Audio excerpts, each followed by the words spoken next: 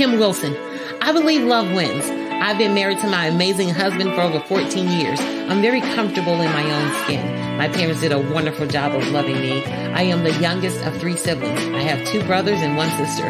My favorite food are buffalo wings. If there's no blue cheese, go ahead and suspend that whole transaction. Honey, I gotta have the blue cheese. Professionally, I am a licensed professional counselor in private practice. I am also a podcaster and motivational speaker. Oh yes, we're all more than just one thing at any given time. I love inspiring the masses. It's my purpose. I use my education in human behavior to facilitate dynamic workshops and live events about building healthy relationships. I am the creator of I Need a Session, which is a YouTube show and ebook. My favorite word is amazing. It's better than average and okay. My motto is, why settle for okay when amazing is an option? Happy Thursday! Welcome to episode 24 of I Need a Session. Thank you so much for joining me. Do we have a wonderful show lined up for you tonight? This is Ask Kimmie Anything. I'm testing the format of the show. When I started the show in January, I started with music therapy, having musical artists on and then bringing on my guests. And then I pulled back on that part and started just with the guest and myself. One of the challenges I was running into was when somebody had copyright material, but I certainly enjoy having music being a part of my format. So I am testing it with taking questions from my online community. That's my safe space and my fun space. So before we get started, I do want to remind you of a couple of things. I have an event coming up next Saturday, October the 16th. It's called Becoming Us. The US stands for United Sisters. It's all about women empowering women. Whenever a woman feels empowered, she feels supported. And when a woman feels supported, she feels loved, accepted. And that's one of the most empowering things in this world because she can empower the next woman.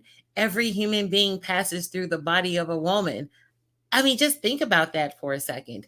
So with this event, you will get a delicious, amazing catered lunch. Yes. Then we will have our keynote speaker, April Ross. I just absolutely love her story. It's all about I am, I can, I will. We will have an inspirational dancer. Just wait till you see the dancer. Sometimes, we think when we leave the age of 19, we can't twirl anymore, dance. And I just can't wait for you all to see her. Our singer, she actually competed on American Idol. I am excited about her. And we have somebody who's going to do a poem. She is the voiceover natural. You're just going to fall in love with her voice. So only thing you have to do to register, go to www.kimwilsonspeaks.com. And also, if you haven't heard, I became an author. Yes. So I put out my book on September the 23rd. I Need a Session. And it's been a long time coming. I have started and stopped and started and stopped. So I'm so excited about this body of work because I did it my way and I did it on my time. There are I feel like all of us have a book inside of us. Anytime you have a story, and each and every human being has a story. If you choose to put that story in print, you are an author. So all of us are authors. Some of us just choose to put it in print, and some we just choose to keep it to ourselves. But I say all of that to say at any given time, you can become an author, a writer, a director, whatever it is that your heart desires. All right. So some of you like, Kimmie, let's get to it. All right. So I got a couple of good questions. One of the questions is from last week, and she sent this to me after the show. And I want to lead off with this particular question. All right, here we go. Hi, Kim. I'm so glad you're doing this. I just started following you and I love your energy. Thank you. So I just got promoted on my job 2 months ago. I lead a team of 20 people. There is one person who I am having a problem with. She consistently shows up late to Zoom meetings and will not turn on her camera. Okay. I feel like she does just the minimum to get by or not get written up. She seems to be really close with a couple of managers in the company. I've talked to my manager about it, but his feedback was very generic. Going to HR is looked at as going over his head. What do you think about this? A couple of things. Well, first, if we were doing this, if you were a guest on my show and we had an opportunity to create dialogue, one of the questions that I would ask you is, do you have a mentor? I think it's always great to have a mentor, especially when you work with a company or inside of a corporation, somebody who can lead you and guide you and who may be familiar with this kind of territory. Secondly, I I always recommend familiarizing yourself with the handbook. What does your company, your employee handbook say about handling these kind of situations?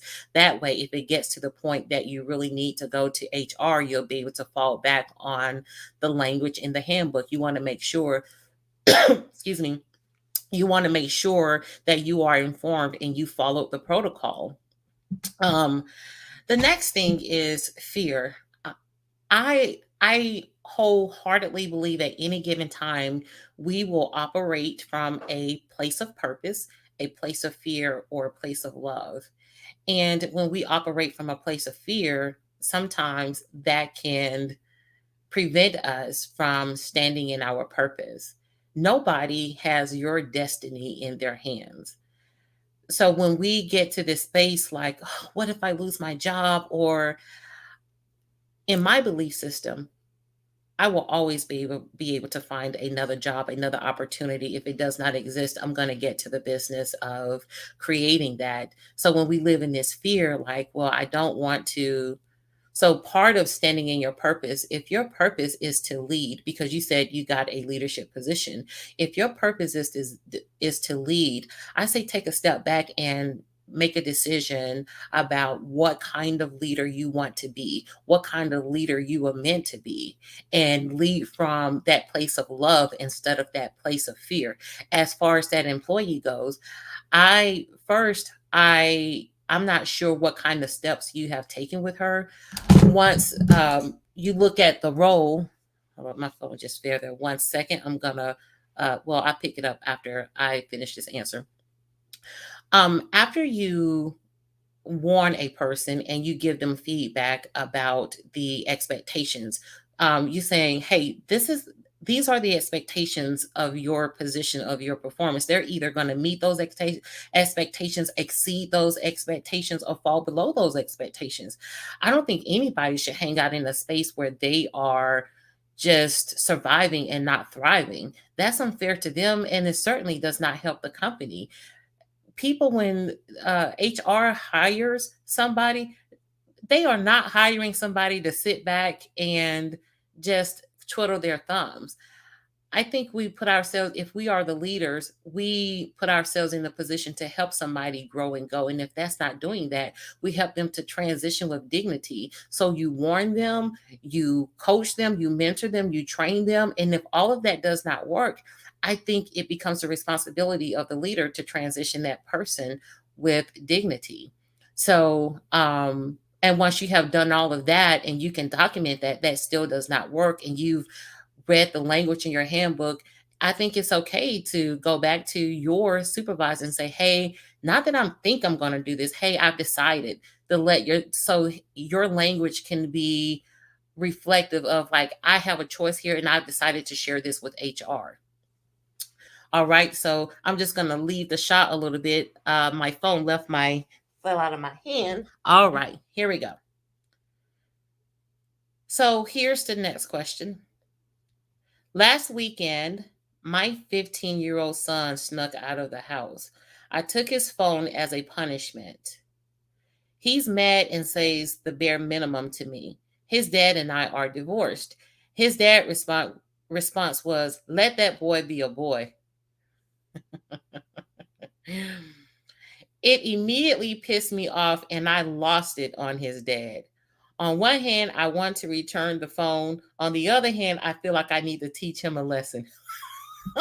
Hold on now. Let me wait a minute. Wait a minute. Let me get in there. Let me take my time with this one. I want to first put a circle around I lost it on his dad. Yeah, let me start there. I lost it on his dad because see, when I hear I lost it on his dad, well, I hear a lack of self-control.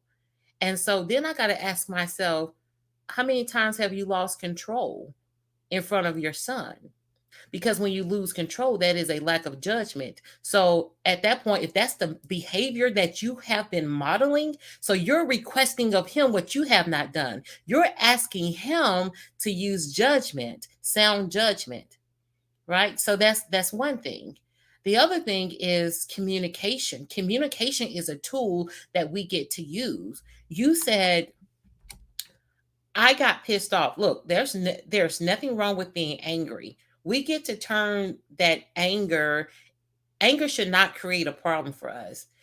When we become skilled and we become knowledgeable and in tune with our feelings, we learn to turn that anger into purpose, into a solution. It became more problematic for you because you said I lost it on him. So that's one thing. So going back to communication, you said that he barely says the minimum to you. So if he has been taught to communicate in a way where he shuts down or he yells to get his point across, well, where is he learning that from? So in order for if you want him to do something different, I recommend taking a look at some of the things, some of the behaviors, the language that you can do different.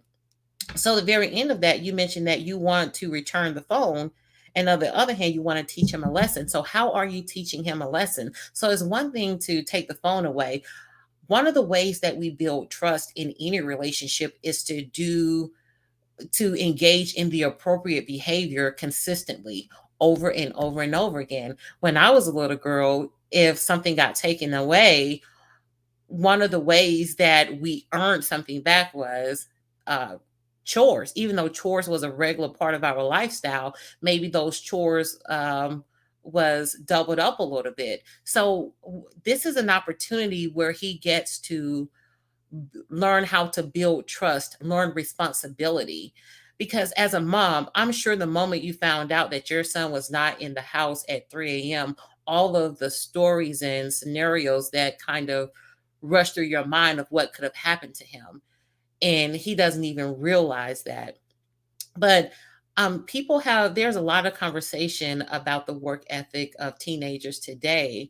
There's a lot of conversation about that, but then I like to take a look at, well, what's being modeled in the home. So it's one thing to say I want to teach him a lesson. Let's put an action plan together and get on the same page with his dad. Like, okay, how are we going to teach him a lesson, son? I want to make sure that you're doing your chores. This is what I need for you to have done. Give him an opportunity to show that he can be trusted again. So that's and the other thing. Many years ago, I used to teach a divorce education class, and one of the things that I noticed with a lot of the parents who are co-parenting, they did not have a discipline plan. They were not on the same page. So just even being able to go back into that conversation with his father and say, "Hey, let's come up with a plan. Like when he goes over to your house on the weekend and he has not followed the rules here, I want to make sure that that discipline follows him to your home because I don't want him to feel like he gets to escape responsibility. If he wants to escape responsibility, just leave mom's house." And that can prevent our children from developing this sense of entitlement, and it gives them the opportunity to develop a strong work ethic, responsibility and all of those character traits that makes a difference in the real world when it's time to compete for a job and raise a family. All right. Okay. Well, thank you. Thank you for joining. Hey, Carrie. Hey, Tamika. Hi, UC girl. All right. So let me go to the next question. Okay. Here we go. I want to know what a bad day looks like for you and how you stay positive all the time. Please do share your secrets and how you reset a bad day to stay so positive. So, what a bad day looks like for me. Thank you. That's a great question. Thank you for that question. Well, a bad day.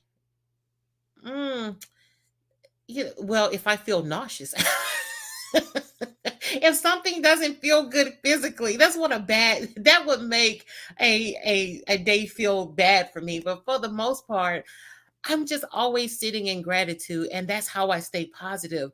Because by the time I if I go to the store, like just the other day, I was um at the doctor's office and I was getting on the elevator and somebody was coming from another office and his foot was in the bag and half of it was gone. I immediately just, I thought about the pain he could be in at nighttime because it's like something was half of his foot was missing and it was wrapped up in that bag. And I just said thank you. I was just thankful for having two whole feet, and for me, I am intentional about surrounding myself with positive people. When I am at home, I don't kick up a lot of dust, and I'm very kind to my husband and my husband is kind to me. We use our words to help one another and not hurt one another, and that's one of the ways that I stay positive. And so, for the most part, I don't have a lot of bad days, to be honest with you, because I sit inside of gratitude. And that's a tool that anybody get to use. And I am intentional about using it every day. So, like I said, if it is a bad day, honey, something hurts.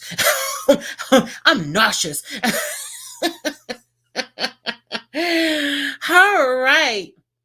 So we got time for one more question. Let me see. Hold on. All right. What one lesson have you learned in your marriage that contributes to a joyful union? Stay in your own lane. I allow my husband to be who he is, and he allows me to be who I am. I will tell you this. Um, one of the uh, one of the ways I knew, well, way is not the word that I want to use. Signs. Oh, confirmations. Yes. One of the confirmations that I had that I knew my husband was for me was that he does a really good job of playing alone. And what I mean by that, we don't have to be connected at the hip all the time. He has his own set of activities, and so do I. And I think that allows for healthy boundaries. It can be dangerous for somebody to be your everything and provide all of your happiness. You want to be able to have happiness outside of a person. So I add to his happiness and he adds to mine. And I think just being able to, for me, staying connected to my wants, my needs, what brings me joy, and not disconnecting from that. Sometimes when we meet somebody and we fall in love, especially in the beginning of the relationship, we can abandon our friends. We can abandon the things that used to bring us joy and stop doing all of those things because we want to spend all of this time with that person. And when we do that, sometimes we can disconnect from our self identity. And then when the other person has other things to do, we can feel like, well, what about me? And that's because, well, we stopped doing all of those things. And it could be possible that those things did not exist before you entered that relationship or that marriage. But I know for me, one of the ways that I've been able to connect to joy is just understanding what my lane is and staying in my lane. And that certainly helps me to show up as a kind person, a grateful person, a thoughtful person, and a compassionate person. All right, we did it. Let me see if I see any more questions in the chat. Thank you all so much for joining. You could have been anywhere in this world, but you chose to stop and pause and rock and roll with your Kimmie tonight. So next Thursday, we'll be back 8 p.m. with another session.